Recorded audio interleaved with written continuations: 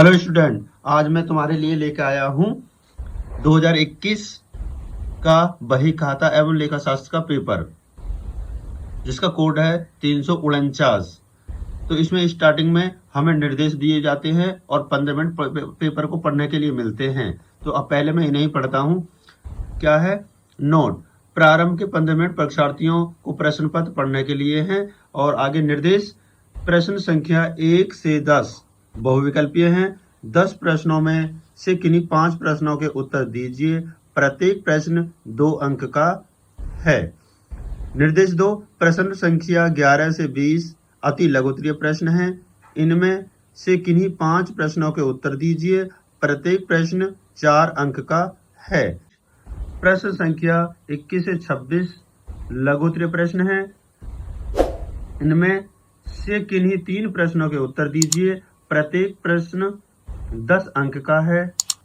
और नंबर 4 है प्रश्न संख्या 27 से 30 तक दीर्घ उत्तरीय प्रश्न हैं। इनमें से किन्हीं 2 प्रश्नों के उत्तर दीजिए।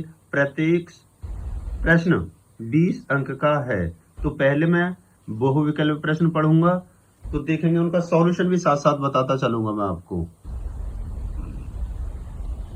बहुविकल्प प्रश्न: सही उत्तर चुनिए एवं उसे अपनी उत्तर पुस्तिका पर लिखिए। तो पहला प्रश्न है, लाभ हानि का बंटवारा साझेदारों के मध्य किया जाता है। तो इसका उत्तर होगा, साझेदारी सनलेख की शर्तों के अनुसार साझेदारों में लाभ हानि का बंटवारा किया जाता है। दूसरा प्रश्न है आपका, पुनर्मूल्यांकन खाता है। तो पुनर्मूल्यांकन एक नाम मात्र का खाता है। इसका उत्तर हो जाएगा तीसरा। कंपनी के समता अंशधारी होते हैं। तो कंपनी के समता अंशधारी कंपनी के स्वामी होते हैं। तो विकल्प सेकंड सही है। ह्रास की किस विधि के अंतर्गत संपत्ति की राशि शून्य हो जाती है? तो ये विधि है आपकी स्थायी किस्त विधि। उसके बाद नंबर 5 है, ऋण पत्रों को सहायक प्रतिभूति के रूप में निर्गमन पर डेबिट किया जाता है। यानी कि प्रश्न इसमें क्या है, प्रश्न नंबर 5 में, कि जो ऋण पत्रों को हम किसी सहायक प्रतिभूति के रूप में निर्गमित करते हैं, तो उसमें आपका ऋण पत्र उच्चंत खाता को डेबिट किया जाता है। यानी कि तीसरा विकल्प सही है। 6 प्रश्न है, आजीवन सदस्यता शुल्क गैर व्यापारिक संगठनों की डैश है। तो क्या है वो? एक उनका दायित्व है और ये बैलेंस शीट की लायबिलिटी साइड में दिखाया जाता है। उसके बाद नंबर 7 है, पूंजीगत व्ययों को आर्थिक चिट्ठे में दिखाया जाता है।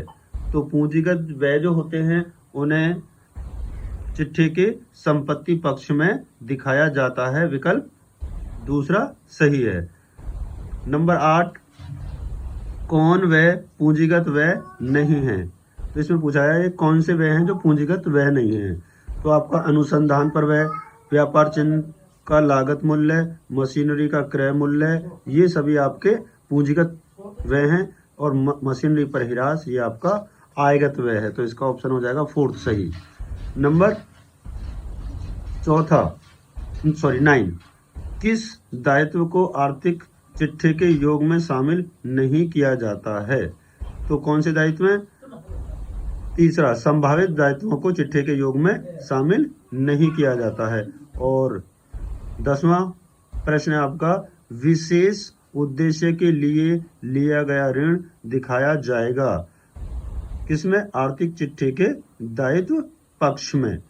तो जिन प्रश्नों पर मैंने ये स्टार बना हुआ है, ये नेक्स्ट ईयर्स में, मतलब 2023 में ये प्रश्न दोबारा से रिपीट हुए हैं। तो आगे हम पढ़ते हैं अति लघु प्रश्न। तो अति लघु प्रश्न इस प्रकार है, साझेदारी सनलेख क्या है? स्थायी संपत्तियों पर ह्रास लगाने का क्या औचित्य है? अंशों की अग्रिम याचना और अवशिष्ट याचना से क्या आशय है? समता अंश एवं पूर्वाधिकार अंश में अंतर बताइए। 15, अंशों के हरण से आप क्या आशय है? गैर व्यापारिक संस्थाओं की व्याख्या कीजिए। नंबर 17 साझेदारी क्या है।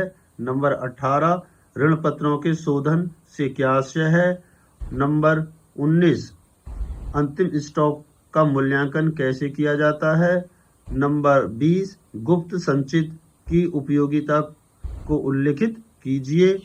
और नंबर 21वां है आपका लघु उत्तरीय प्रश्न समायोजन के लेखे से क्या आशय है। अशुद्धियों के सुधार एवं समायोजन के लेखों में अंतर बताइए। नेक्स्ट गुप्त संचित का सृजन कैसे किया जाता है। 23वां प्रश्न है आपका शोधन कोष का सृजन कैसे एवं क्यों किया जाता है। और नंबर 24 आपका सार्वजनिक कंपनी एवं निजी कंपनी में अंतर स्पष्टता से समझाइए। नंबर 25 आय व्यय खाता एवं लाभ हानि खाता में अंतर बताइए। और नंबर 26 आपका ख्याति के मूल्यांकन की किसी एक विधि को समझाइए। आगे ये आपको दीर्घ उत्तरीय प्रश्न दिए हुए हैं। ये AB लिमिटेड ने 10 रुपये वाले 10,000 अंशों को 1 रुपये प्रति अंश प्रब्याजी पर निर्गमित किए धनराशि निम्न प्रकार दे थी। तो इस प्रकार ये आपके दीर्घ उत्तरीय प्रश्न है 27। और इसके साथ इसमें एक न्यूमेरिकल है, एक थ्योरेटिकल प्रश्न है। तो आप न्यूमेरिकल को भी सॉल्व कर सकते हैं या फिर थ्योरी वाले प्रश्न को भी सॉल्व कर सकते हैं। आगे फिर आपका नेक्स्ट प्रश्न है 28वां। और 28वें प्रश्न में एक आपका साझेदारी से प्रश्न दिया हुआ है। A एवं B 3:2 के अनुपात में लाभ हानि बांटते हैं। ये इस प्रकार आपकी बैलेंस शीट दे रखी है और ये इसकी एडजस्टमेंट है। और इसमें आपका आगे पूरा क्वेश्चन यहाँ दिया हुआ है आपको, जिसमें आपको पुनर्मूल्यांकन खाता साझेदारों के पूंजी खाते एवं नई फर्म का चिट्ठा बनाना है। और इस प्रश्न में भी आपको एक साझेदारी का थ्योरी वाला प्रश्न दिया हुआ है। तो आप थ्योरी वाला भी कर सकते हैं और न्यूमेरिकल वाला भी कर सकते हैं, दोनों के अंक समान हैं। इस प्रकार आगे हम देखेंगे 29वां प्रश्न इस प्रकार है। देखो 31 दिसंबर 2020 को प्रयाग इलेक्ट्रॉनिक्स लिमिटेड की पुस्तकों में निम्नलिखित शेष थे। ये आपको दिया हुआ है पूरा क्वेश्चन। और इसमें आपको क्या करना है, उपयुक्त विवरण एवं समायोजनों के आधार पर लाभ हानि समायोजन खाता बनाना है। ये आपका जो सेकंड पार्ट है बुक का उसमें से है, जो कंपनियों के अंतिम खाते उसमें से दिया हुआ है। और इसके साथ एक और न्यूमेरिकल दे रखा है इसी से ऐसा ही सेम। निम्नलिखित सूचनाओं के आधार पर 31 दिसंबर 2020 को ABC कंपनी लिमिटेड का आर्थिक चिट्ठा तैयार कीजिए। ये आपको बैलेंस दी, ये भी उसी चैप्टर का क्वेश्चन है। ये इस प्रकार है, इसे भी आप सॉल्व कर सकते हैं, दोनों के अंक समान हैं।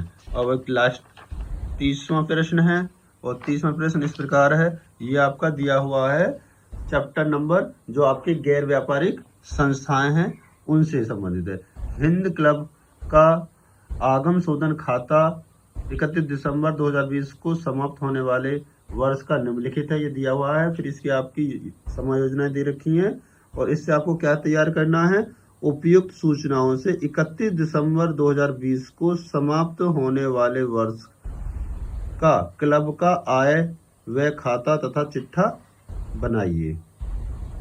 इस प्रकार इसमें एक आपका ऑप्शन भी है, आप ये वाला भी कर सकते हैं सॉल्व। मोनिका लिमिटेड ने एक मशीन 1 जुलाई 2016 को इतने रुपए में खरीदी। और इसमें आपको पूरा दिया हुआ है और ये हिरास वाले चैप्टर का है। तो आपको क्या करना है, इसमें खाते प्रति वर्ष 31 दिसंबर को बंद होते हैं, तो आपको क्या बना, मशीन खाता तैयार करना है। ठीक है, तो इस प्रकार हमने ये वाला पूरा चैप्टर पढ़ लिया है। Thank you for watching. और आगे मैं इनके कुछ सॉल्यूशन या फिर नेक्स्ट ईयर यानी 2022 का पेपर लेकर आऊंगा, देखते रहिए। Thank you.